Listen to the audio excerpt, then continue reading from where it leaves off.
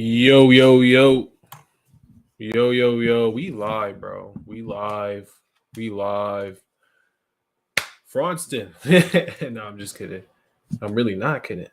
But, man, let's talk about it, man. Let's talk about it. Let me log in. I'm about to put everybody on. So if anyone wants to. Hold on. Invite. I'm about to invite everybody to this real quick. Hoping everybody's been having a really good weekend and a really good start to your week. I've been having a really good start to my week outside of the Celtics losing, even though we won Game 7. So, hold on. Let me just put everybody on real quick. Put everybody on real quick.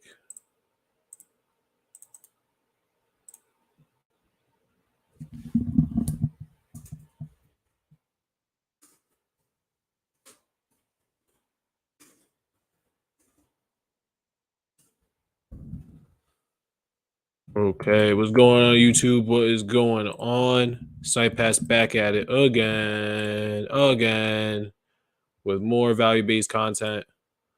Man, let's talk about it. The Celtics are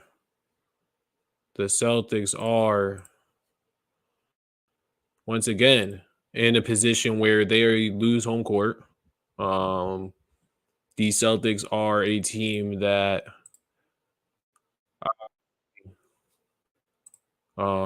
we got to talk about it, man. So I'm gonna break it down once again, guys. I'm gonna break it down, but first, before we do that, like, comment, subscribe to the channel. Like, comment, subscribe to the channel. We are gonna keep grinding, gonna keep showing up, man. And yeah, man, we're gonna keep grinding. We're gonna keep grinding. And yo, it's lit over here. As always, sub to my other channel, my regular channel at Snipe Pats. We are once again, continuing to post, trying to post at least once, twice, 3 times a week over there as well. So there we go. And comment who you have win the series. All right, comment who you have win the series. And let's just get into it, man, because I'll tell you guys every single time why I don't trust the Celtics. I tell you guys every single time why I don't trust Boston, why I don't trust their team, why I don't trust, why I just don't trust them. And it's a lot of it is basketball IQ. A lot of it is, once again, just the offensive flow is horrible. Horrible. And, Boston is a team that I continue to be amused at how high you can have your ceiling, how low you can have your floor. How high you can have your ceiling, how low you can have your floor. Right? So, when I'm gonna just break down just my overall process of the game of what I believe the Celtics pretty much went wrong, and also at the same time breaking down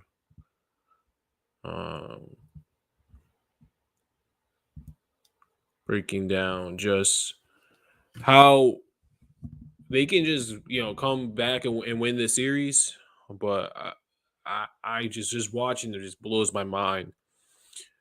First and foremost, shout out to Robert Williams. He actually played very well. Tatum and Brown did not have a great game.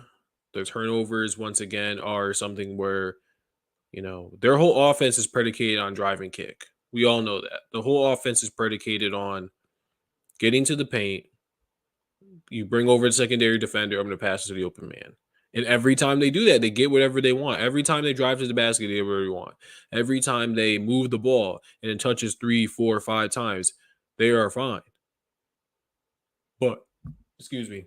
But once again, this organization has to get to a point where they can trust their players. It doesn't. Sometimes it doesn't matter. Malcolm Brogdon had a crazy turnover against the Sixers.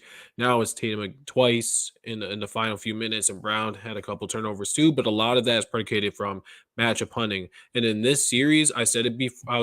I said it before. If I didn't say it, I'll say it again. You can't really match up Miami. You can't match up on Miami like you can with Philly. You can't. Max Strus is a solid defender. Kyle Lowry will fight you. Jimmy Butler is a good defender. Bam Adebayo is a 4-time all-defensive player, right? The only person you can do that is Duncan Robinson. They did not play Duncan Robinson, so once again, you can't match up Hunt. Maybe Caleb Martin, but he still will fight you.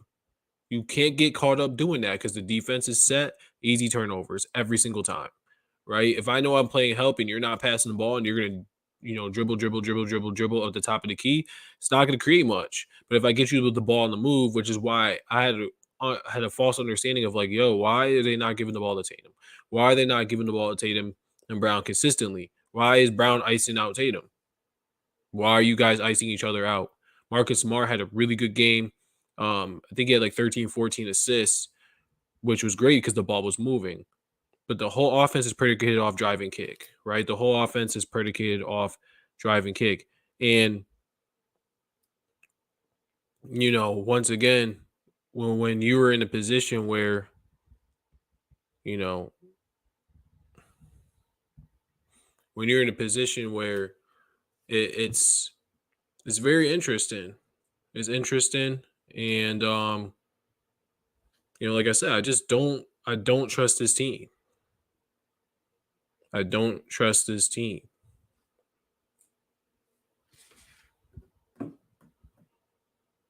And to all my hoop fans that, looked at this series and thought this was going to be a 7-game series, we have to look at why it was a 7-game series, right?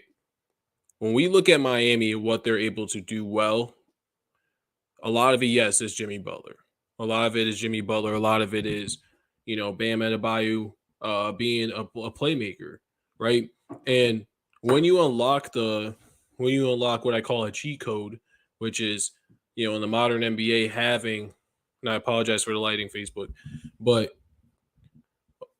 what Miami is able to do is beat you multiple ways offensively by using Jimmy Butler as a screener, using Jimmy Butler as a P&R ball handler, driving baseline. You've seen a lot of those assists that he got tonight was driving baseline, using the matchup hunt, whether it was Smart, White, or Brogdon, because obviously White or Brogdon, as good as defenders as they are, you're giving up 3 inches, about 30 pounds, right? You're giving up a decent amount of size and strength. So I'm going to bully you to the basket. I know I have Bam and coming off the weak side, right? I know, but also the help side defender is going to be there off the strong side. So I'm going to dish it down to the middle every single time. And that's what started to happen.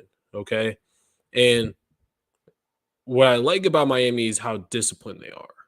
What I like about Miami is that you have a lot of guys that have high basketball IQ. And when they have a lot of high basketball IQ, what's going to happen is you're going to continue to have people not beat themselves, whereas Boston is going to beat themselves, right? Where Boston's going to, yes, they are the more talented team. Yes, they should be destroying these guys by 10, 20 points, right? But once again, basketball IQ, I tell you guys every single time, a lot of these guys in the league do not have high basketball IQ. Yes, they can play basketball. Yes, they know simple reads. But what about the secondary, tertiary reads? What about the adjustments being made on the fly through each possession by possession? Right? We don't know both teams are going to be coached well to the point where they're going to know those adjustments on the fly. It's not going to happen per timeout or per quarter. It's going to happen possession by possession. And who's the coach on the floor? Right? There shouldn't really be a coach on the floor because when you look at Boston side of the things, you have enough vets that know how to play. right? So they don't get an excuse where other teams could get an excuse. Where the Knicks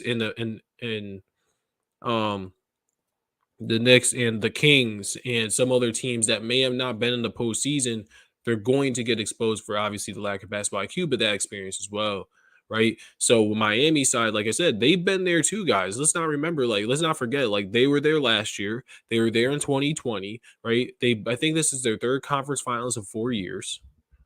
Okay. And when we look at Miami, what's up, Keith? When we're looking at Miami, right? Once again, who beat you? The Caleb Martins, Max Struess's. Okay. Bam Adebayo was very aggressive today, attacking the matchups, realizing that Boston's not going to help them, which, by the way, is a very good assignment, right? Very good defensive scheme, by the way, is to force Bam, obviously, to the basket and live with his twos, not get him to play make. Because when he play makes, fine, he's going to beat you. We all know that, right? So when you also understand that for Boston side, this is why I have so much trouble really trusting them is can you defend without fouling? One, which you can tell they don't, right? There's a lot of lapses, especially with Brown and Tatum. Surprising for superstars that they're two-way players, but you're going to keep fouling and hacking and swinging down. But it's like, bro, he's going to 46 points in the fourth cost Boston the game. Yeah, but how did those 46 points happen? Or in the third point, yes. But once again, and I'll get to that in a second. But once again, be making sure that we make the right basketball reads every single time. Every single time. And when we look at Boston in the third and fourth quarter, we look at Boston whenever they had a lead or when they were coming back for the lead, what happened? We're going to walk the ball up. We're going to matchup hunt, which does not work, right? Especially against this team. And we're going to try and get Caleb Martin. We're going to try and get Max Strus. We're going to try and get Jimmy Butler. We're going to try and get Bam Adebayo, which was very stupid. You can't matchup hunt. You cannot matchup hunt. All right. And once again, defensive assignments being missed. Jaylen Brown. If Bam Adebayo is going to his left hand and coming back right, there's no need to hedge help. You're in the corner on Max Strus. There's no need to hedge help. Right? Open three. Prime example. Gabe Vincent coming off a screen. Why are you in drop coverage? Al Horford, you should be hedged up on that. You can recover, and you have enough help. And if they don't help, then that's a problem. Okay? And what happened? He doesn't. Gabe Vincent walks into a three. Okay, time and time again, it's the defensive lapses. It's not even the turnovers, because everyone highlights the turnovers, but it's always how the turnovers happen. How do the turnovers happen? It's trying to dribble between two guys. It's trying to make the harder play instead of making the smarter play. The simple read, kick, drive, then I get the open shot, right? And when they did that, they get whatever they want. Okay? Now, Kevin Love for Miami was a very good assignment as well at the beginning of the game, because what Kevin Love brings obviously is the rebounding, but the playmaking, getting out and go, rebounding and outletting. Okay, and he killed Boston in the third quarter with that as well. You saw a couple of times Max Strus was able to get out and hit a three. I believe he hit a three in the left wing, and then right before that, when Boston called the timeout, beat him on the layup. And see, when I made my prediction, I said, either way, it's a 6-7 game series. Either way, Boston is going to have to not beat themselves in order to win against Miami. Now, what are some things Boston can do to remedy what happened? First and foremost, like we say all the time, if it ain't broke, don't fix it. Don't get caught up into the matchup hunting. Don't get caught up into coming off a screen and dribbling 5 times and trying to beat your man.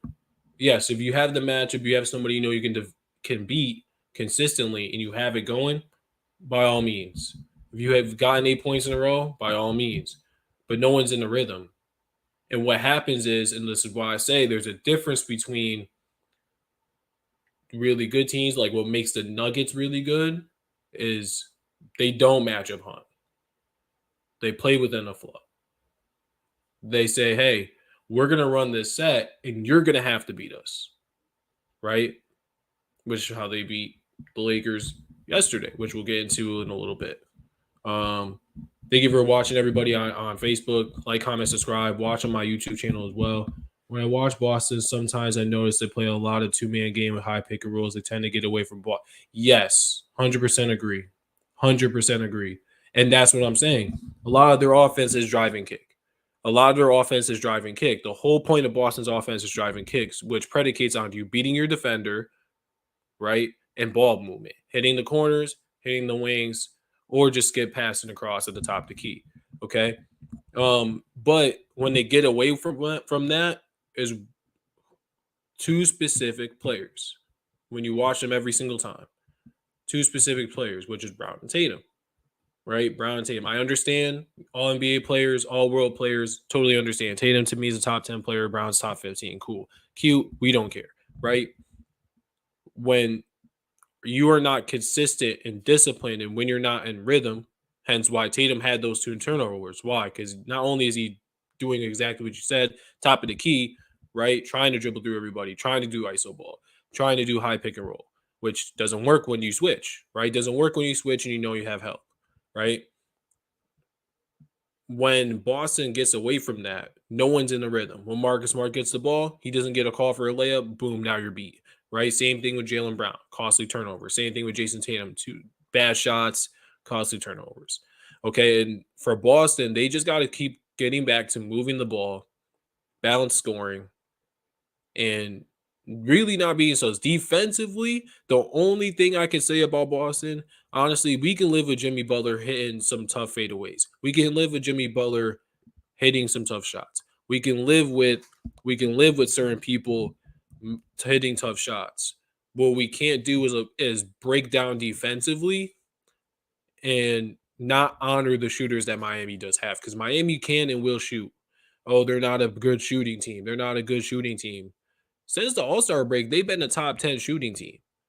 Since the playoffs, they've been a top 10, top 5 shooting team, right? From three-pointers. So, once again, for Boston, it's not letting the Struces beat you. It's not letting the Caleb Martins beat you on the corner threes. It's not letting, these guys come in, because they will battle and they will remember some of these guys are undrafted.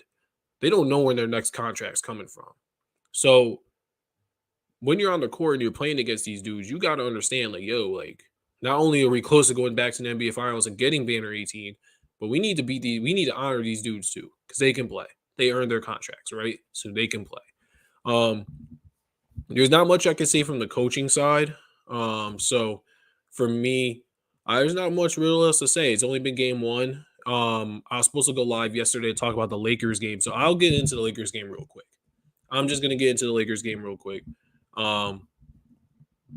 Man, I've been telling y'all. Shout out to you, Keith, because we've been talking about the Nuggets. So I'm gonna shout out my boy Keith, right? He's a big Nuggets fan, and Nuggets are tough, bro. Nuggets are tough. Nikola Jokic, obviously, we know is the best player in the game. So I won't get into the casual talk. I'm just going to get straight into what I didn't like, what the Lakers did do, and also what I did like about what the Nuggets did, and also what I didn't like about what the Nuggets did, and how they can pretty much make the adjustments going into game two that hopefully we get to see tomorrow, right? So what I didn't like about the Lakers and what I've had trouble with watching them, and I don't like what Darvin Ham does, is playing into these 3-guard lineups. In the NBA, when you have a lot of wings that are 6'5", 6'6", 6'7", you can get away with a 3-guard lineup, right? Beating them at the point of attack. You have certain players that are going to battle you, but starting Dennis Schroeder, D'Angelo Russell, and Austin Reeves is a very small lineup to the Nuggets, right? You got to think the Nuggets have Nikola Jokic, who's a 7-footer. You have Aaron Gordon, who's 6'8" and hyper athletic, right? We have Michael Porter Jr., who's 6'10", 6'11", right? Athletic. So you're big across the board. And you can't leave LeBron James and Anthony Davis to rebound. Hence why 40% of their offensive rebounding happened in that first quarter, right? And Nikola Jokic was just going crazy off the boards. But once again, that three guard lineup killed them.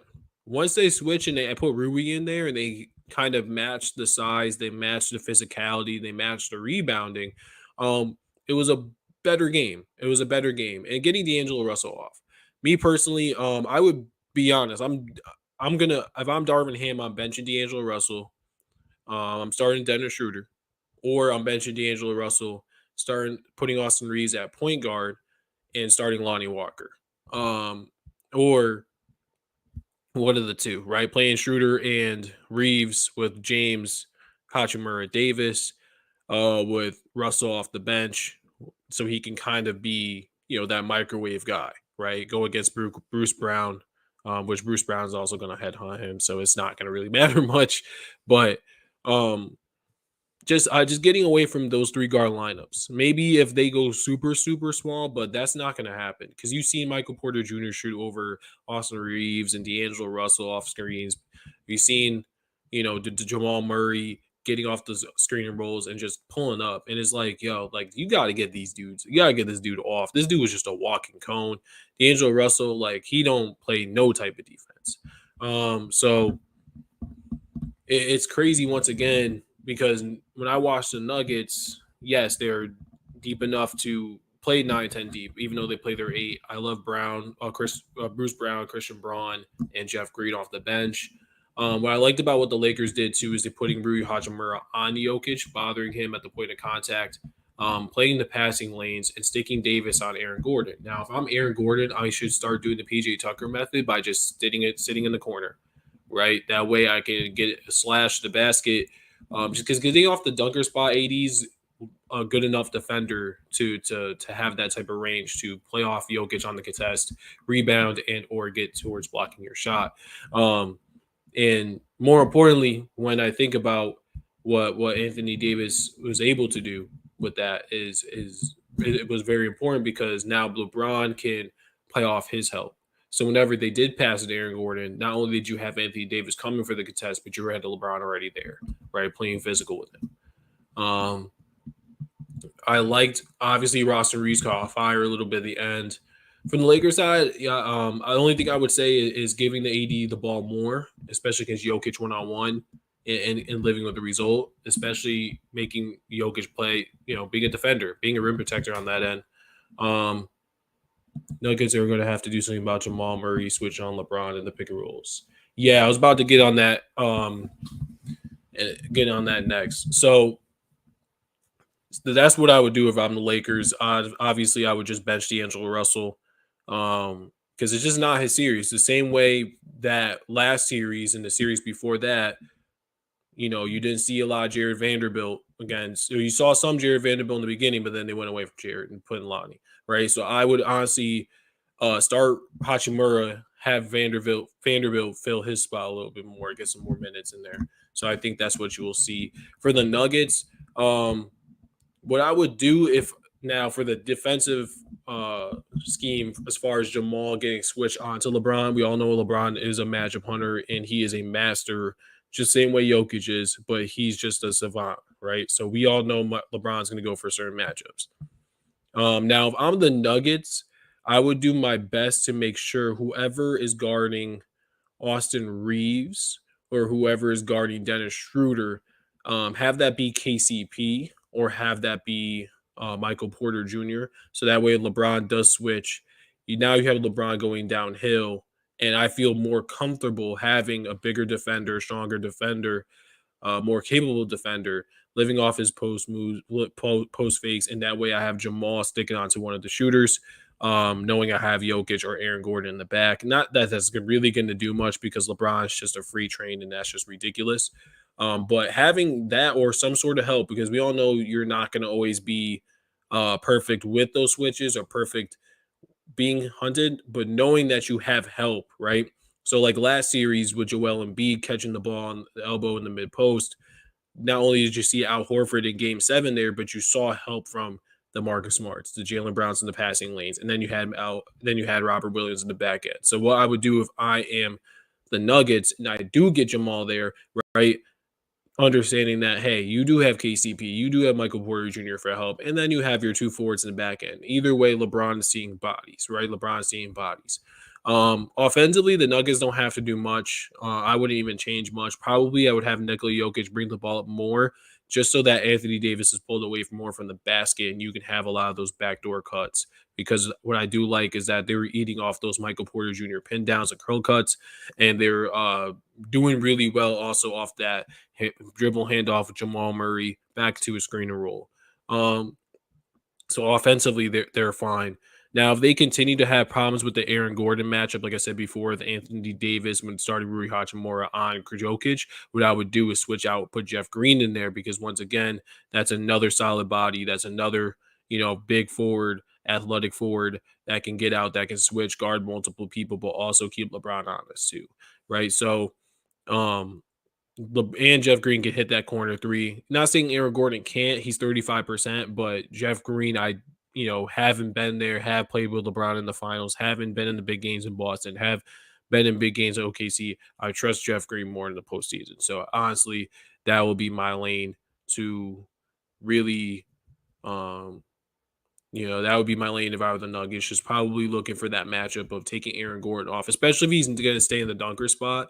And just not provide the spacing because there's not much else. I mean, you could put Michael Porter Jr. at the 4, and if the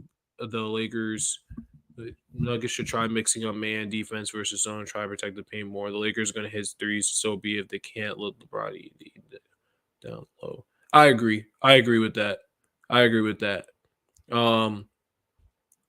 But the thing is, kind of with the zone, is that I haven't seen much zone played against the Lakers. I mean, the Warriors tried, but they're hyper small. Lakers are going to hit their threes, and so be it. But they can't put LeBron AD down low. That's true. But Bron and AD are going to eat regardless, just because they can't. That's kind of the thing too, is they can't shoot. Let's be real. The Lakers really can't shoot much. So knowing that, they're going to drive to the basket and get those foul calls. And that's kind of where you get the refs in, into the game. So, but if the only other thing is probably putting Michael Porter Jr. at the 4, having LeBron guard him to be outside. Nuggets get whatever they want inside, pulling Anthony Davis away from the line, from the paint. But all in all, I do think both series are going to be longer series. I do think both series are going 6-7. I'd be very surprised if they're 4. If I'm the Lakers making those couple of quick decisions, they were in the game pretty much. That first quarter just killed them. And then the Celtics, they just going to have to figure it out. As a Celtics fan, I'm just going to say they're just going to have to figure it out because I have no other words for how they continue to do it to themselves, to be honest. So, man, that is it. That is it for this. So, I'm going to call it a night. Guys. Appreciate you tuning in. Like, comment, subscribe to the channel. Sub to my other channel. Comment who you have winning the series. This dude said Nuggets are not winning in 5. Maybe in 6, but not in 5. But like, comment, subscribe to the channel.